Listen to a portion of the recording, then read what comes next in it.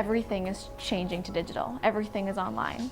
People aren't just waiting for the 6 o'clock news anymore. People want their news right now. They want to be able to go onto their smartphone, onto the internet, and see the news that they want to see.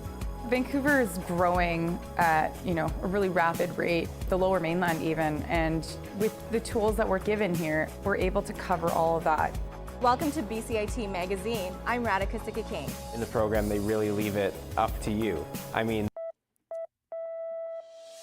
From the Broadcast Center at BCIT's Burnaby Campus, this is All Talk Radio. You're listening to 1680 The Crow. Good afternoon, I'm Gila Swanova, and you're listening to 1:30 p.m. news on 1680 The Crow. The city of Langley is hosting a regimental funeral for the constable who was killed in the line of duty last month. Our reporter Madison Buckingham has more information on the event. Communities across the Lower Mainland are gathering today to remember the late Constable Rick O'Brien. The funeral is set to take place at 2 p.m. this afternoon at the Langley Event Center and will be a private event for family, invited guests, and designated officials. However, the public has been invited to gather on 202 A Street to watch the procession prior to the event. Organizers have asked those attending to be wearing red to show their support. The funeral march will begin on 76th Avenue roughly an hour before the event. Madison Buckingham, 1680 The Crow. The BC Wildfire Services says no wildfires of note are burning in BC. The first time in months that no highly visible or potentially threatening. Blazes have been listed on the Wildfire Services website. 3 rural areas near the fires north and west of Prince George. A region on the southwest flank on the Bush Creek East fire in the Shuswap remain under the evacuation order. But the Wildfire Service says all those fires are being held and are unlikely to spread. 300 fires still burning in BC. The Wildfire Service says 50 remain out of control and the rest are under control. Their services says there have been 2,221 wildfires in the province so far this season, burning nearly 28,500 square kilometers of forests. The federal government of Ottawa is putting up more money to study the possibility of searching a Winnipeg area landfill for the remains of 2 First Nation women. Crown Indigenous Relations Minister Gary Anandans-Gary says Ottawa will contribute $740,000 to the effort. I've been clear from the beginning, we're in it for the long haul and we will continue to support the families. This is the next natural step in this process, and it's important that we get that information required in order for us to assess where we go from here, and this is where I'm looking forward to the province of Manitoba being at the table. The Congress of Aboriginal Peoples is making the National Day of Action for Missing and Murdering Indigenous Women and Girls. They're pushing for further implementation of recommendations from the 2018 inquiry into the death and disappearances. A statement from the Congress says, for 4 years after the inquiry issued 231 calls for justice, just 3 have been partially complemented. Kelly Pedon, BC's Parliamentary Secretary for Gender Equality, says thousands of Indigenous women, girls, Two-Spirit and gender-diverse people have been murdered or have gone missing across Canada. BC is committed to ending violence against them. Vancouver Whitecaps continue their push to the 2023 MLS Cup playoffs this week with 2 crucial Western Conference matchups. First up, the Caps host the top team on the conference in St. Louis City this Wednesday, October 4, on College Night at BC Place. Kickoffs is set for 7:30 p.m. It's nearly in the 2023-2024 minor hockey season. Many players and their parents are getting adjusted to a new policy from Hockey Canada. This season, all minor hockey players are being encouraged to wear the base layers they wear under their equipment to the arena. If they don't do that, they will have to change into their base layers inside a closed washroom stall at the rink.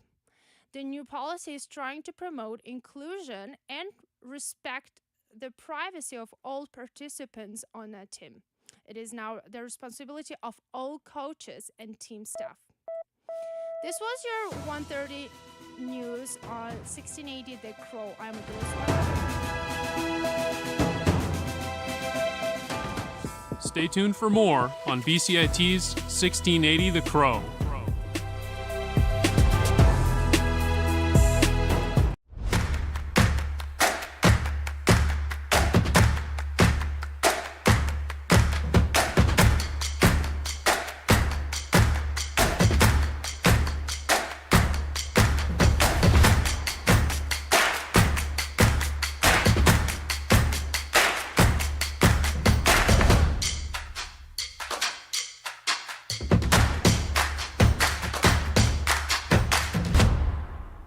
Everything is changing to digital. Everything is online. People aren't just waiting for the 6 o'clock news anymore. People want their news right now. They want to be able to go onto their smartphone, onto the internet, and see the news that they want to see. Vancouver is growing at, a really rapid rate, the Lower Mainland even, and with the tools that we're given here, we're able to cover all of that.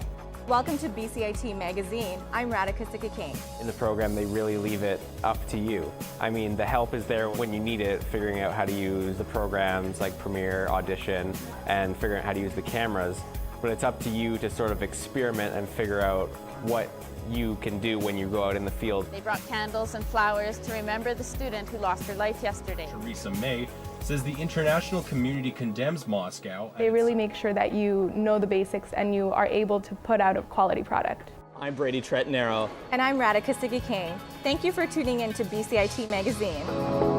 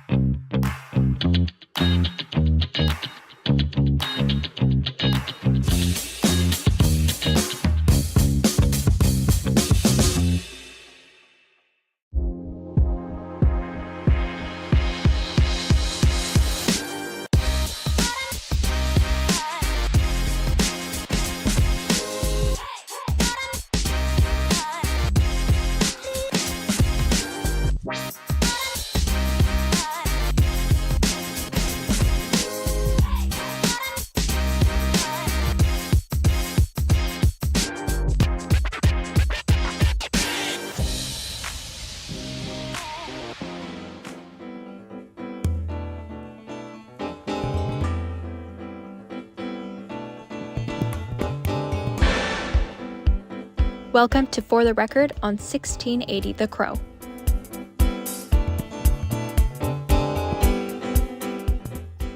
With Halloween less than a month away, people from all over are looking for something to get them into the spooky spirit. Haunted attractions are one of the most popular ways to do that.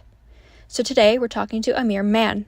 He is the owner of Mann Farms in Abbotsford, and a place that's been coined the scariest corn maze in Canada. When did Mann Farms start doing Halloween attractions?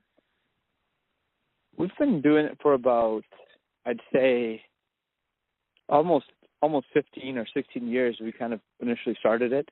It came about with, it was actually my mom's idea to put an ad in the newspaper saying that we have a nighttime scary maze, and it was just our regular daytime maze. And we allowed people to walk around at nighttime, and it was essentially myself and my friends in high school at that time, and we'd run around and chase them with weed whackers and just dollar store props and items and a mask from here and there, and not really have any lighting or any props or anything. We just run around and chase people. And just being in a field and being in a corn maze at nighttime is eerie enough. And our property at the time, it was really far into the farm, so there was no natural street lights coming in. So it was just a vibe, but it was fun. And then so it kind of spiraled from there.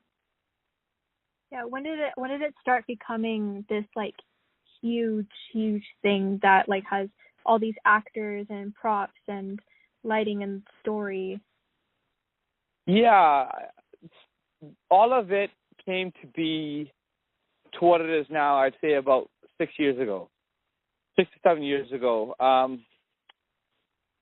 There was definitely something missing on the farm, which I felt like we wanted to do for the fall. We just didn't really know what it was. And I realized and looked around some places, especially in America, they did scary corn mazes. And I said, that would be something unique and different. No one's done it. Let's give it a shot. And we used to do it in the past, and this was, about 15 years ago, but we took a break for a bit. So okay, let's start it back up. We did it in shipping containers because it allowed me to put props and items inside of shipping containers and then store them off site and bring them back without doing limited rebuilding. It's one thing to build a haunt, but it's another thing to build a haunt every single year. So it becomes very expensive. So we said let's just put it in shipping containers and we can move it around and still farm the same property. So we did that and kind of made some sense. And about 2 years after that, so about 4 or 5 years ago, I called it the scariest corn maze in Canada because we really wanted to be scary, and we really got a lot of feedback saying, wow, it's actually really scary. And we said, okay, let's become the scariest corn maze in Canada. So once I did that, it really took hold. And it took hold in the community, and a lot of great people joined the team, and that allowed us to do more and provide more for our customers and learn how to create an acting team and learn how to do props and travel the world. So I started traveling the world, and that was about 4 to 5 years ago. And then every single year, we've been just having the compounding effect of taking people's feedback and doing more of what people like and less of what they don't. And that's allowed us to grow to who we are now and provide a one-of-a-kind experience. Yeah. Whereabouts did you guys travel? A lot of America, a lot of England, but mostly America. Our culture in Canada, I would say it's a little tame. It's not like the Wild West sometimes you can experience in some places in the States. And,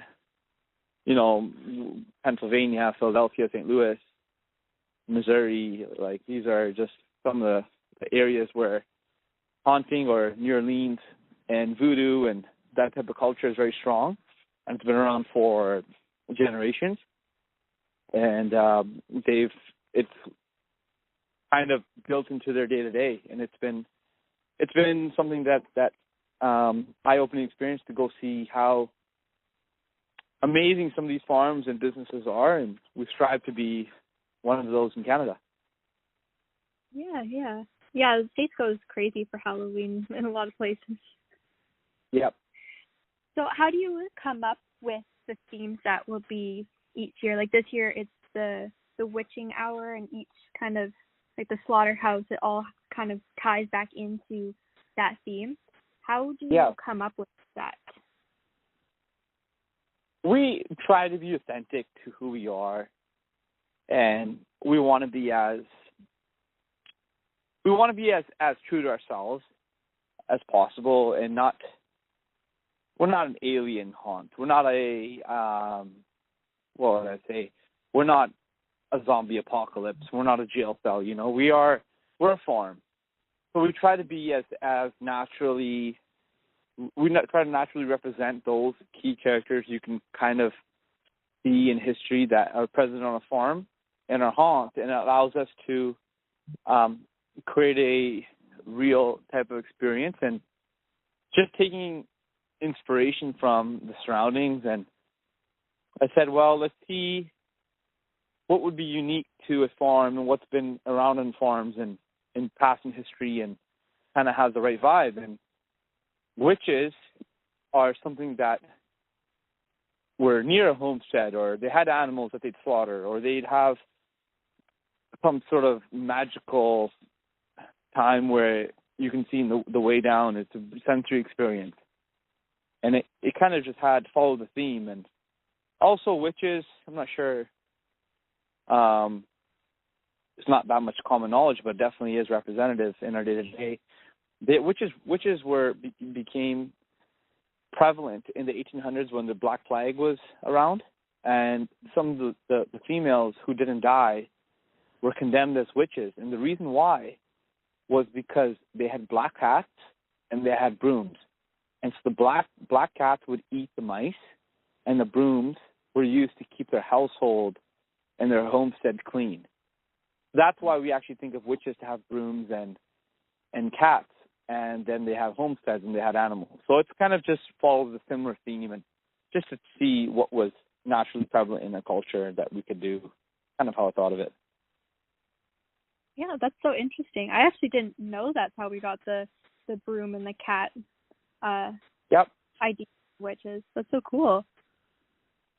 And do you guys do the slaughterhouse kind of idea most years? Yeah, we've done it. So this is our second year we've done a slaughterhouse, and just following the theme as well, just because the animals are really representative on our farm, and we don't want to have something so out of left field. We still want to follow the farm theme, and animals and slaughterhouse would definitely something natural. Yeah. Why do you think people are so attracted to things that are typically scary or frightening?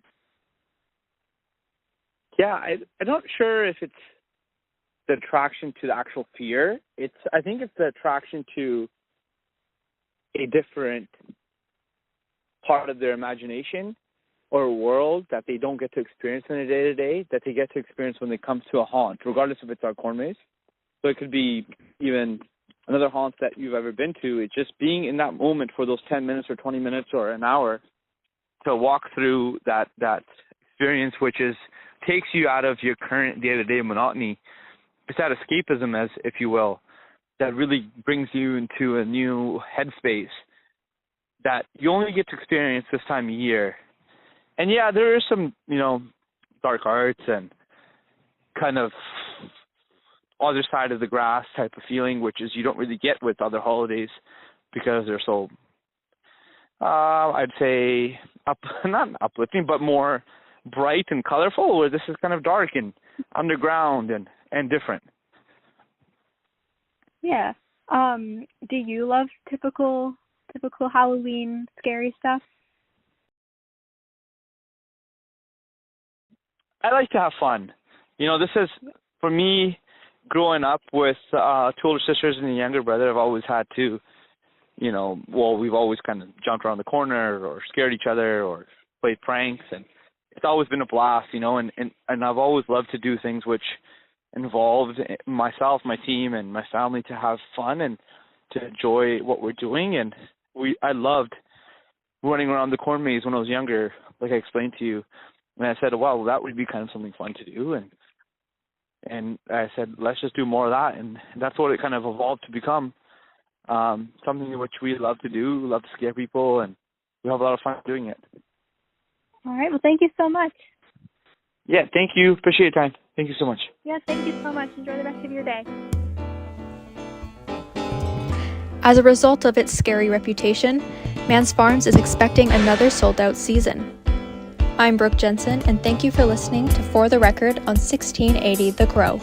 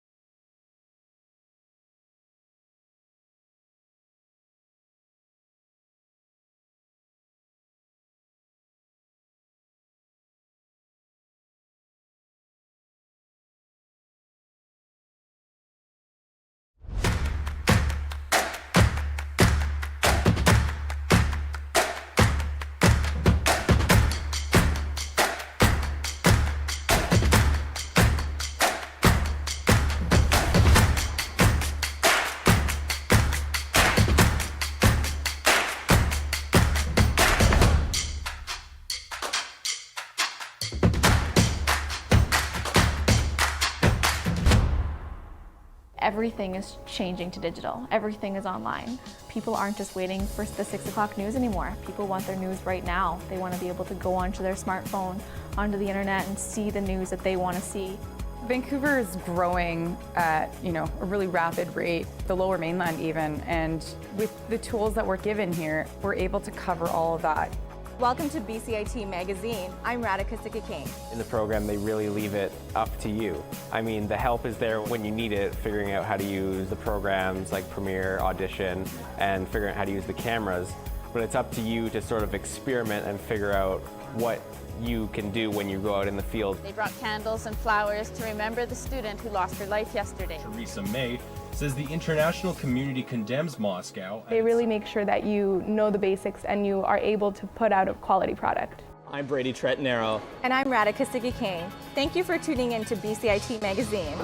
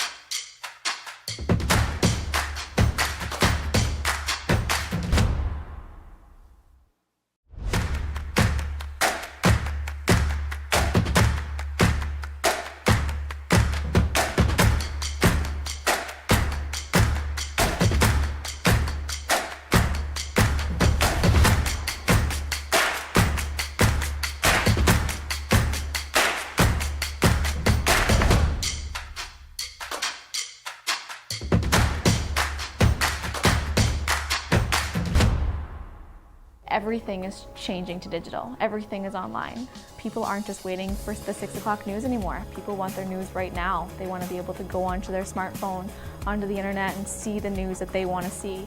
Vancouver is growing at, a really rapid rate, the Lower Mainland even, and with the tools that we're given here,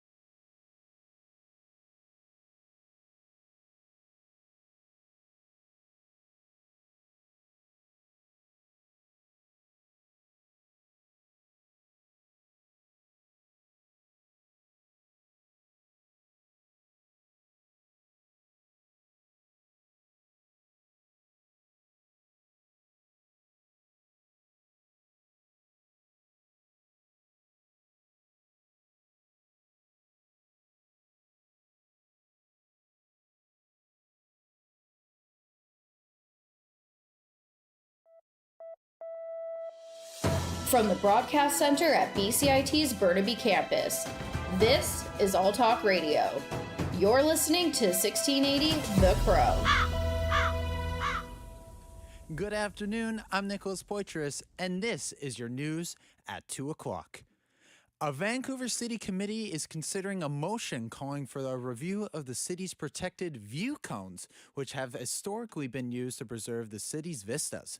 The motion from ABC Councillor Pete Mesner will go before the City's Standing Committee on Policy and Strategic Priorities on Wednesday and is expected to be passed by the ABC majority.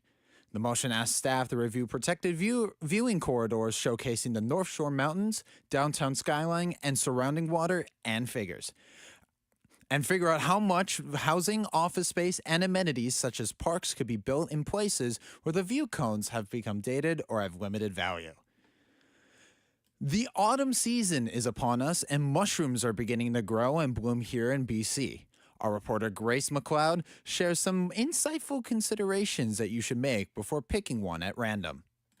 According to Vancouver's Mycological Society website, fall is the perfect time to harvest mushrooms, especially in October due to the amount of rain we get here in BC. However, edible mushrooms can be found throughout the province all year long.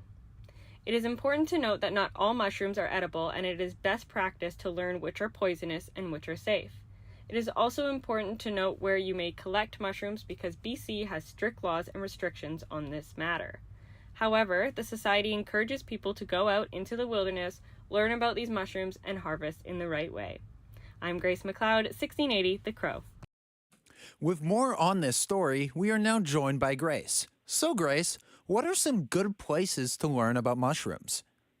Hi Nick. Yeah, so guidebooks are usually recommended. However, to keep up with the most recent news on mushrooms, another recommendation is Google. It'll have reputable sites and they will have the most up-to-date info. And is October the biggest month for mushrooms in BC? According to the Vancouver Mycological Society, autumn is one of the biggest, yes. October being the most due to the temperature change and, of course, because of the rain. Awesome. Thank you so much, Grace. We really appreciate it. Now, following yesterday's City Council meeting, the push for a livable wage in Vancouver continues to see new challenges. Our reporter Sonia Kutenbrauer has more with how officials are working to break ground for the working class. Councillor Christine Boyle won a code of conduct dispute over Vancouver Mayor Ken Sim last night. The complaint was issued by Sim following a private council meeting that eliminated the living wage policy.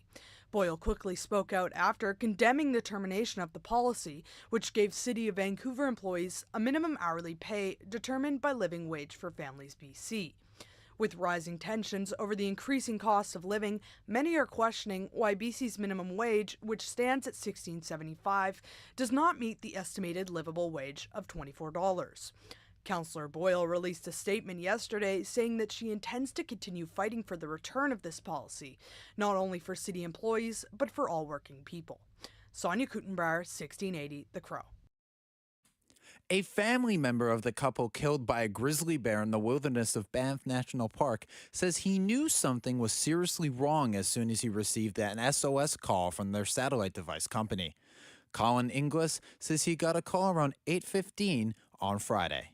I got an actual phone call from Garmin saying that SOS had been activated and that somebody had actually entered into the inReach that said bear attack bad. Inglis says his 62-year-old nephew, Doug Inglis, and longtime partner Jesse Gousset, also 62, from Lethbridge, Alberta, were the two people killed in the bear attack in the national park on the weekend. All systems are back up and running as CN and Metrolinx work together to solve the issue overnight. The massive system outage that ground GO and Up Express trains across the GTA to a halt yesterday was caused by a routine upgrade to CN Rail's internal system, which prevented trains from connecting to the internet, the rail agency said today. A spokesperson for CN apologized to commuters in the GTA and CN customers that were impacted. The disruption was not caused by a cybersecurity attack and no public data was released. Regular service has resumed for all UP Express and GO trains following a network-wide system failure affecting CN rail corridors yesterday afternoon. Former U.S. President Donald Trump is back in Manhattan court for day 3 of his civil fraud trial. Trump's team is expected to tell the court that while maybe his financial statements weren't on the up and up, the banks made money because Trump paid back his loans.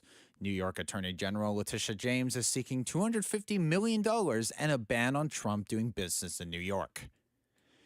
Italy has launched an investigation after a fully electric-powered bus with foreign tourists veered off a busy overpass in the Vietnam mainland during rush hour. The bus with 35 tourists on board crashed through a guardrail and rusted fence on Tuesday night and plunged more than 10 meters to land upside down. 21 people were killed. The driver among those were killed and 15 people were injured. The bus was just 1 year old. The 40-year-old driver had an untarnished record and just started his shift. Venice's mayor called the crash inexplainable, while the regional governor suggested the driver may have fallen ill. Pope Francis is opening a big 3-week meeting at the Vatican on the future of the Catholic Church. ABC reporter James Longan has details. 5 of the most conservative cardinals have written to Francis saying they feel that the synod was sowing confusion and they've asked for clarity on same-sex unions. But the Pope is clearly keen to tackle these criticisms head-on. He published his response, making it clear he wouldn't stand in the way of blessings of same-sex unions in church. That is not marriage. It's important to make that distinction, but it is still a major reversal. The synod is exposing an acute battle in the church's perennial left-right divide and marks a defining moment for Francis and his reform agenda. And now on to sports. The Canucks will host their second-to-last game of the preseason, where they play the Seattle Kraken in Abbotsford tonight at 7 p.m. The team has been hosting many important practices as they get set for their final week of the preseason. As they inch closer to opening night, many key details, as well as their systems, are the main focus.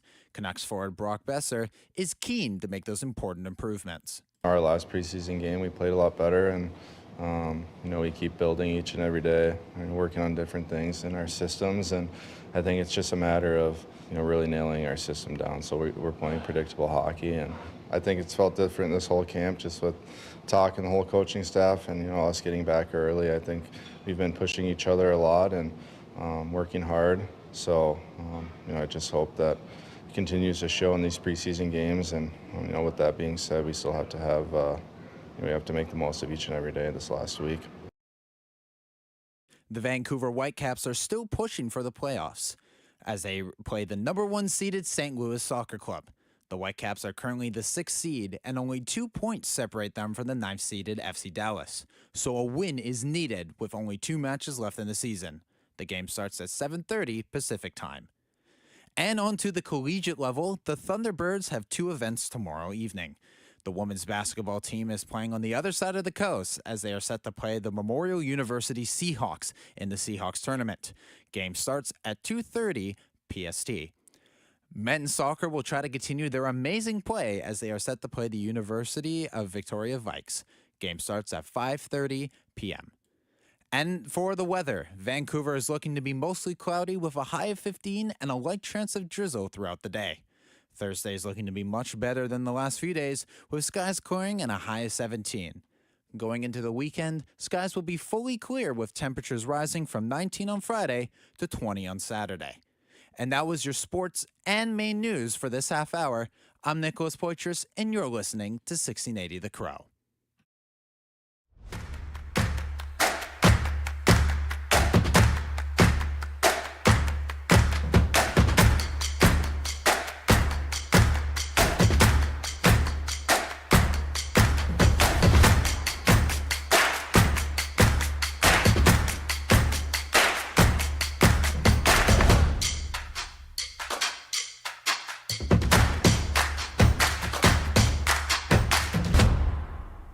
Everything is changing to digital. Everything is online. People aren't just waiting for the 6 o'clock news anymore. People want their news right now. They want to be able to go onto their smartphone, onto the internet, and see the news that they want to see. Vancouver is growing at, a really rapid rate, the Lower Mainland even, and with the tools that we're given here, we're able to cover all of that. Welcome to BCIT Magazine. I'm Radhika Sikki-King. In the program, they really leave it up to you. I mean, the help is there when you need it, figuring out how to use the programs like Premiere, Audition, and figuring out how to use the cameras. But it's up to you to sort of experiment and figure out what you can do when you go out in the field. They brought candles and flowers to remember the student who lost her life yesterday. Theresa May says the international community condemns Moscow. They really make sure that you know the basics and you are able to put out a quality product. I'm Brady Trettanero. And I'm Radhika Sikki-King. Thank you for tuning in to BCIT Magazine.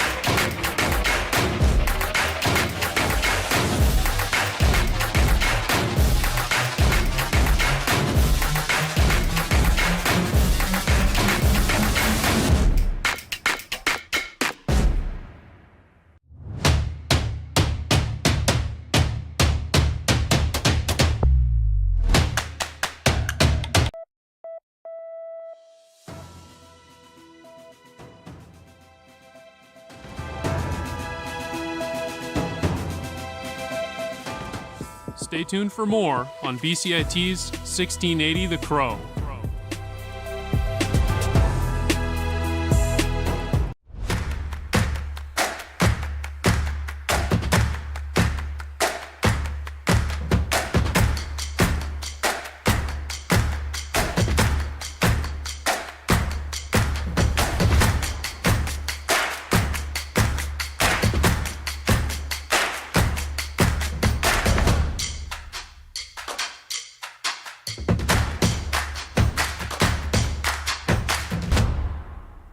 Everything is changing to digital. Everything is online. People aren't just waiting for the 6 o'clock news anymore. People want their news right now. They want to be able to go onto their smartphone, onto the internet, and see the news that they want to see. Vancouver is growing at, a really rapid rate, the Lower Mainland even, and with the tools that we're given here, we're able to cover all of that. Welcome to BCIT Magazine. I'm Radhika Sikki-King. In the program, they really leave it up to you. I mean, the help is there when you need it, figuring out how to use the programs like Premiere, Audition, and figuring out how to use the cameras. But it's up to you to sort of experiment and figure out what you can do when you go out in the field. They brought candles and flowers to remember the student who lost her life yesterday. Theresa May says the international community condemns Moscow. They really make sure that you know the basics and you are able to put out a quality product. I'm Brady Trettanero. And I'm Radhika Sikki-King. Thank you for tuning in to BCIT Magazine.